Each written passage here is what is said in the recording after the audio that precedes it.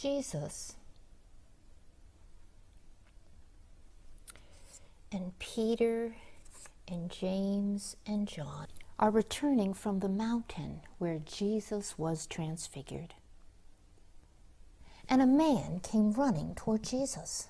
"There is a spirit in my son," he cried, "and it makes him suffer terribly. It won't let him speak. He cannot hear. And at any given moment, it seizes him and throws him down to the ground. I took him to your disciples, but they could not cure him." "Bring him to me," Jesus said.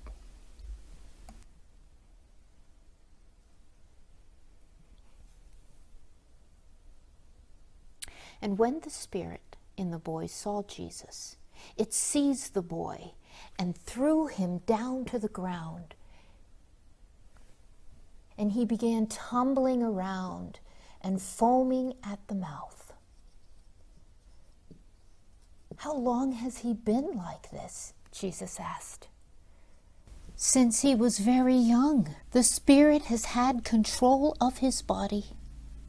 It has even tried to kill him by throwing him into the fire and into water. If you can, please help us."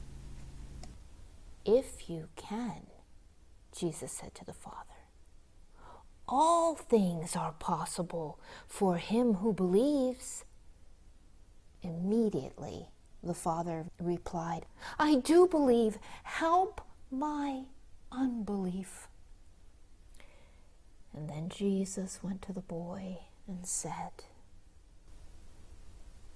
"You spirit that keeps this boy from speaking and hearing, I command you, come out of him and never enter him again." The spirit began screaming and caused the boy to fall to the ground again. And then the spirit left, and all was quiet. The boy looked to be dead. "He's dead! He's dead!" the people cried. Then Jesus went over and took the boy by the hand and lifted him up. And he was able to stand. He looked around, and all could tell that he was completely whole and well.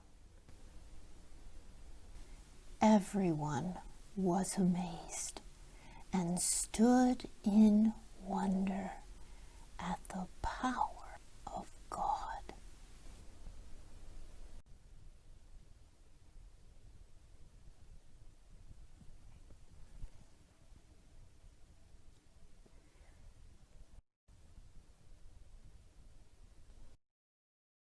Later, Jesus again told his disciples, "We are going to Jerusalem for the Passover. And while we are there, I will be killed. But on the third day, God will make me alive again." The disciples did not understand what he was saying. But with Jesus leading the way, they followed him all the way to Jerusalem.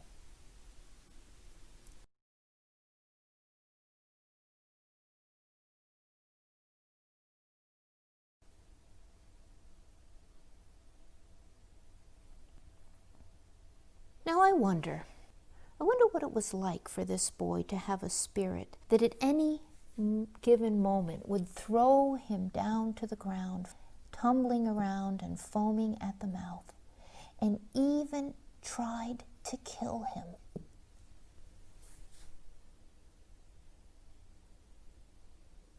I wonder how the father felt when his son looked dead.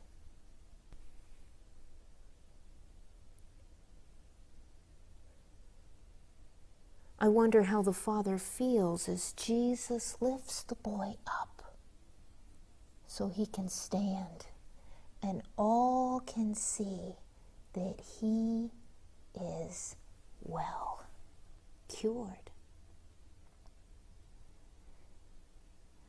I wonder how the boy feels now being free of the spirit.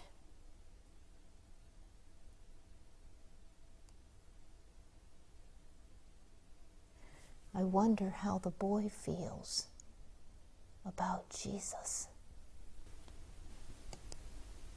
I wonder who he thinks Jesus is.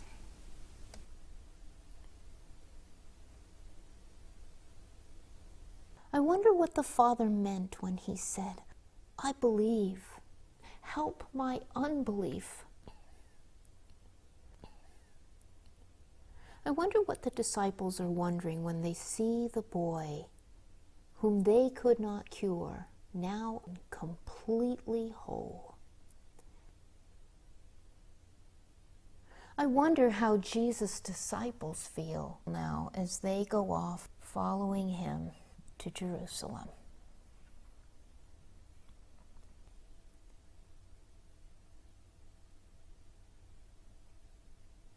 And finally, I wonder, what are you feeling and what are you thinking after hearing this story?